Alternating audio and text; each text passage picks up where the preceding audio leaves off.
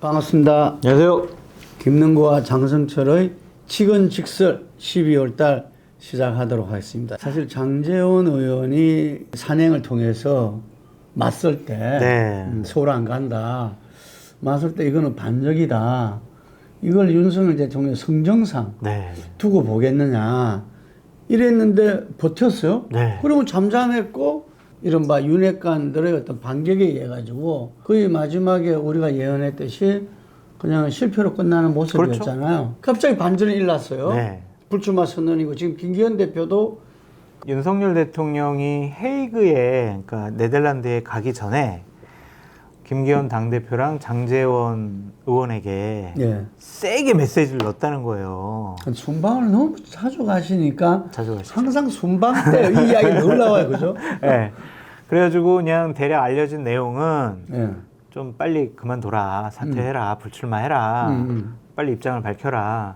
그런 식의 강한 메시지를 넣었다. 그거에 대해서 장제원 의원이 먼저 물꼬를 튼 거고 그 얘기를 들은 김기현 당대표는 어마어마한 충격을 받았다는 거예요. 그래가지고 화요일 오후부터 지금 현재 오늘까지 계속 잔적이다 이런 말 나와요. 모든 일정을 다 그냥 포기하고 지금 숨어 있잖아요. 근데 전화 통화는 많이 하시는 것 같아요. 여기저기서 전화 받았다는 사람들이 있거든요. 그러면서 내가 어떻게 하면 좋겠나 아니면은 그래서 아마 목요일에 최고위원회가 있지 않습니까? 그래서 거기서 일단 참여해서 입장을 밝히지 않겠느냐. 그런 내일이네요. 관측입니다. 예, 맞습니다. 처음부터 굉장히 무리수였죠. 그 당대표 만들 때부터. 그럼요. 사실 그 탄핵 이후에 폭망했잖아요. 보수가 바닥까지 쳤어요. 완전히 무너졌다가 서울시장 재보선부터 올라왔잖아요. 그래서 저는 항상 이준석 대표의 역할이 컸다. 보수가 일어나는 데는 이렇게 보는데 제가 지금 내년 총선을 예측하는 거는 폭망이라 그러잖아요. 자기들 여의도 연구원 분석에도 서울에서 6석밖에 없다. 확실하게 이기는 거. 확실하게 이기는 거. 뭐. 아니 본인들 얘기는요. 확실하게 이기는 곳이 6곳이고 경합 무쇠 지역은 또 한 대여섯 군데 있대요. 이렇게 가면 그대로 폭망이잖아요. 완전히 망하는 거죠. 진짜 정말 또. 저는 요 두 가지 김건희와 이준석을 갖다가 그 윤석열 대통령이 특검을 수용하고 그 다음에 이준석을 포용한다면은 지난 대선 때 이 승부로 갈 수 있다. 이래 보는 거거든요. 가능성 높다고 보시는 거예요? 그걸 이제 내가 지금 물어보고 싶은 거예요. 이게 가능성 없어요. 아예 두 개 다? 전혀 없어요. 그러니까 여러 가지 뭐 방송에서는 밝힐 수 없지만 윤석열 대통령과 김건희 여사가 이준석 대표에 대해서 생각하는 부분들이 있고 정확하게 어떤 워딩까지 나오거든요. 그런 수위를 보면은 이준석 대표를 포용할 생각은 전혀 없어 보인다라는 생각이 들고 김건희 여사 특검 관련된 문제도 김건희 여사가 특검에 불려가서 조사받고 특검에서 막 새로운 사실을 혐의에 대해서 발표하고 그렇다면 이거는 완전히 총선 폭망의 길로 가는 거 아니냐라고 생각할 수밖에 없을 것 같아요. 이준석도 받아들이고 특검도 받아들인다라는 거는 상상도 못 하겠어요. 필패 이유가 어떻게 전개될까? 제일 겁나는 게 탄핵입니다. 그렇죠. 탄핵. 총선에 있어가지고 최대 목표는 탄핵을 막아내는 거. 개헌저지선. 그래서 100석 이상 얻는 거. 그게 최소한의 목표겠죠. 그래야 윤석열 대통령도 살고 국민의힘도 내년 총선에서 어느 정도 더 많은 성과를 이끌 수 있다고 생각을 하는데 저 사람들은 상식적인 사람들이 아니에요. 합리적이지 않아요. 그러니까 우리가 총선에 지더라도 준석이는 빼고 한다. 이준석 대표는 같이 안 한다. 이게 그냥 가장 큰 원칙이 돼버렸어요. 97년도에 대선 때 당시 이회창 후보한테 당신 대통령 선거 이기려면 이인재 후보 집에 찾아가가지고 자 국무총리야 다 준다고 그래라. 그러면은 당신 대통령 될 수 있다. 그랬더니 이회창 총재는 아, 나는 이인재는 정말 싫어. 만나기 싫어. 이인재 빼고 해. 뭐 방법 없어? 조순 총리랑 그러면은 같이 한번 연합해보자. 이랬거든요. 지금 똑같은 상황으로 좀 보여지는 거예요. 자, 이준석 대표 빼고 총선에서 이길 수 있는 방법을 강구해봐. 그래서 저는 유승민 대표까지는 함께 할 수 있다고 생각이 들어요. 갑작스럽게. 근데 하지만 이준석 대표랑은 안 돼요. 대통령께서 코페르니쿠스적인 인식의 전환과 결정을 하시면은 그래도 가능성이 있어 보이는데 그거는 최소한 이래야 될 것 같아요. 그냥 유승민 비대위원장 그리고 이준석 공천관리위원장. 그래서 당의 면모도 바뀌고 그다음에 공천에서도 획기적인 변화를 이끌어낼 수 있다라는 기대감을 국민들에게 줘야 그래도 국민들이 국민의힘 바뀔라나? 대통령 생각 바뀌었나? 이러지. 한동훈 비대위원장, 선대위원장하고 뭐 김병준, 김한길 뭐 이런 분들 비대위원장 시킨다고 그러고 선대위원장 시킨다고 그러면 좀 가망 없다고 봐요. 지금 현실적 경우에서는 그게 제일 높죠. 지금 높아요. 네, 제일 높죠.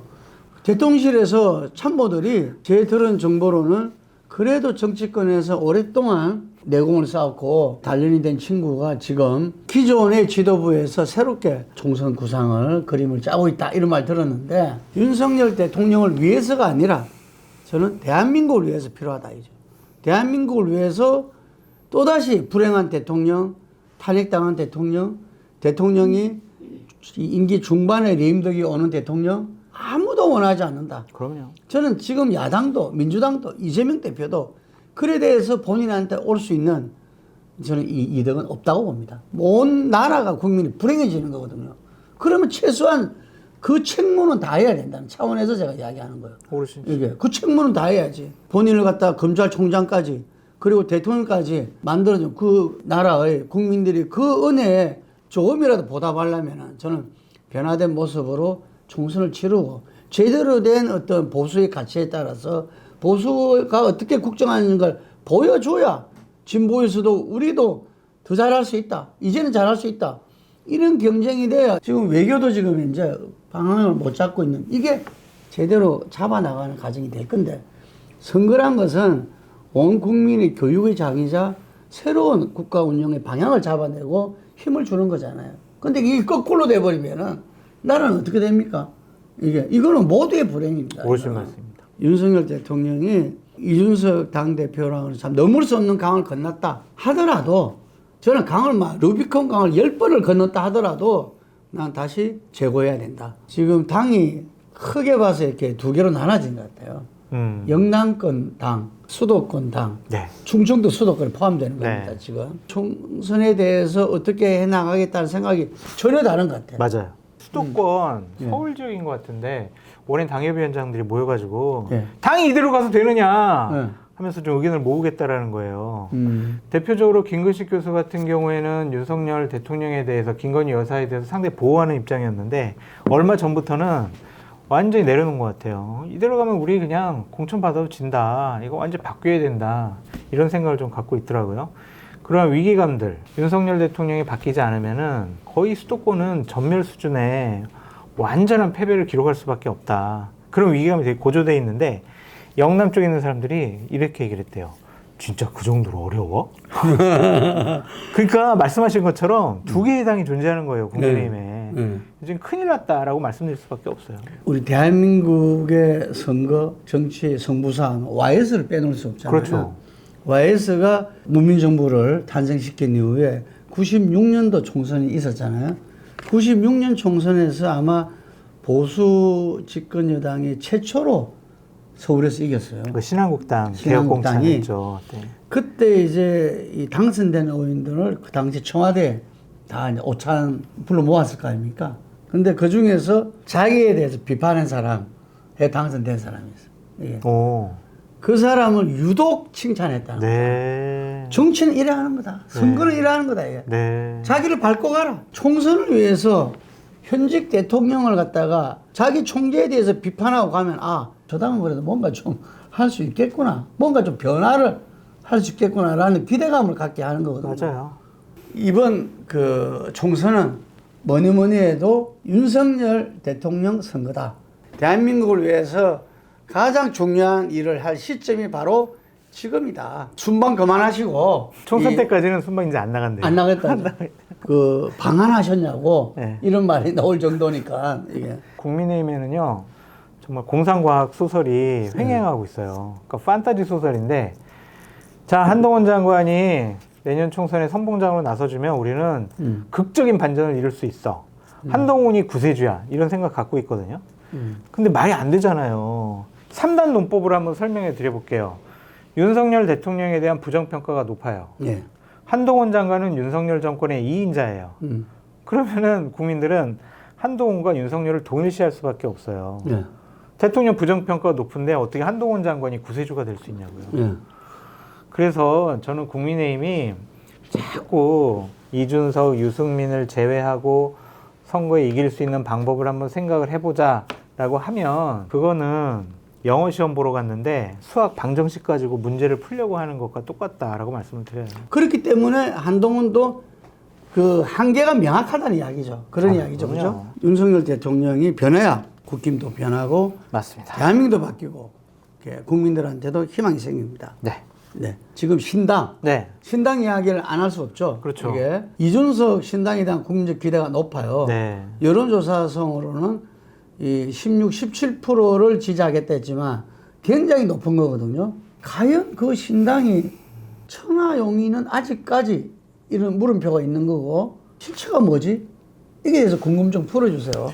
그 이준석 신당은 이준석 대표가 얘기했어요. 12월 27일 날 탈당해서 1월 중에 신당 창당을 하겠다. 그 가능성은 100%다. 그렇게 얘기를 했기 때문에 이준석 신당은 이제 예정된 수순이다라고 말씀을 드리고 실체가 없다고 말씀하셨는데 그 실체를 지금 만들어가는 단계가 아니냐라는 생각이 듭니다.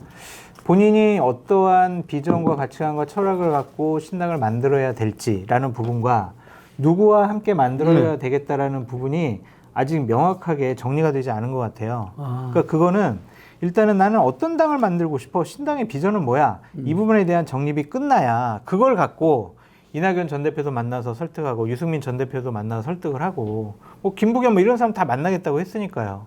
만약 그러한 비전에 동의를 표하고 함께 할 수 있으면 그 신당에 많은 정말 상식적이고 합리적인 분들이 함께 할 수 있는 모양새가 갖춰질 것 같다라는 생각이 듭니다. 그래서 그것을 우리가 자꾸 너 누구랑 할 거야? 너 비전과 가치관이 뭐야? 이렇게 지금 재촉하는 것은 좀 무리가 있어 보이고요. 뭐 무엇보다 많은 국민들께서 영남과 호남이라는 이 거대 정당이 지역주의 정당으로 한국 정치를 망쳐왔다라는 생각을 갖고 있기 때문에 정말 중간에 어떠한 제3세력이 있었으면 좋겠어 라는 바람이 분명히 존재한다. 그래서 신당은 내년도에 총선에서 분명히 의미 있는 의석을 확보할 수 있을 거다라는 생각이 드는데 현재 이준석 신당 찬성해요? 동의해요? 라는 숫자가 나오잖아요. 저는 거기다 곱하기 2를 해야 된다고 봐요. 곱하기 2. 네, 그러니까 지역구가 아니라 비례 정당 투표에서 저는 현재 나오는 신당 지지율에 곱하기 2에 지지율을 기록할 수 있다고 보여지거든요. 그러니까 지역구 선거에서는 그래도 나는 국민의힘이 좋은데, 나는 국민의힘 이 후보가 좋은데, 나는 민주당이 좋은데 이런 분들이 신당을 찍기가 어려울 거예요. 신당의 인물이 그렇게 뭐 두드러지는 사람도 아닐 거고. 하지만 정당 투표를 통해서 비례대표를 뽑는 데에서는 그래 난 지역구에서는 내가 좋아하는 당 찍었으니까 비례대표 의석 정도는 이준석을 중심으로 한 상식적이고 합리적인 사람들이 모여있는 저당에 있는 사람들이 내년도에 본회의장에 앉아있으면 좋겠어 라고 생각해서 비례정당은 현재 지지율보다 훨씬 2배 정도의 지지율을 기록을 해서 의미 있는 의석수를 확보하지 않을까 그런 생각이 있습니다.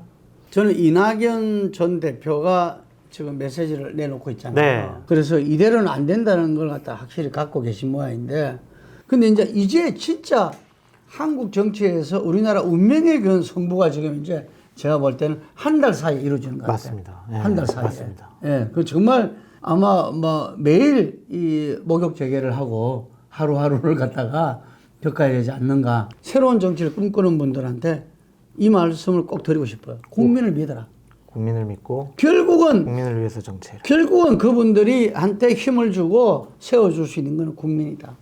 마지막 선거제 한번 선거제요? 어떻게 되고 예. 국민의힘은 병립형 비례대표제로 돌아가자라는 것이 공식적인 입장이고요.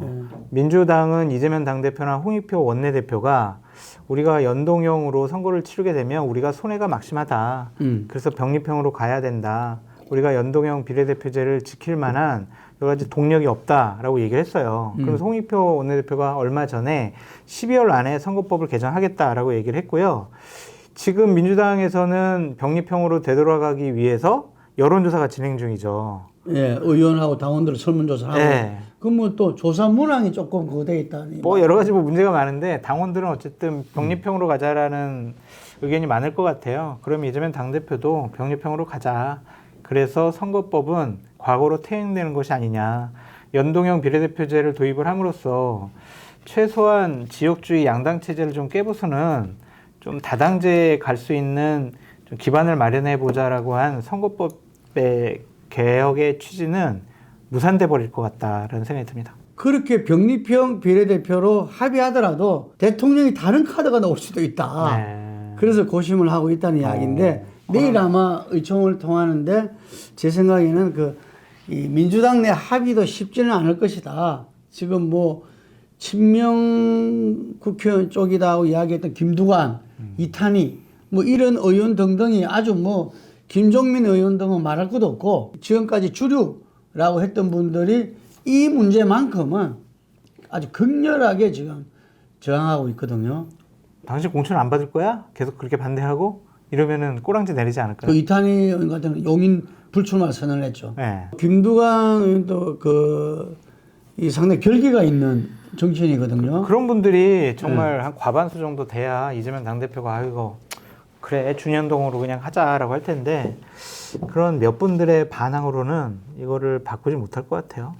이재명 대표가 멋있게 지면 뭐하나 이런 말을 했는데 과연 멋있게 이기는 방법이 뭔가 국민들은 지켜보고 아마 그쪽을 택하지 않을까 싶습니다. 네. 네, 오늘 여기까지 하겠습니다. 감사합니다. 감사합니다.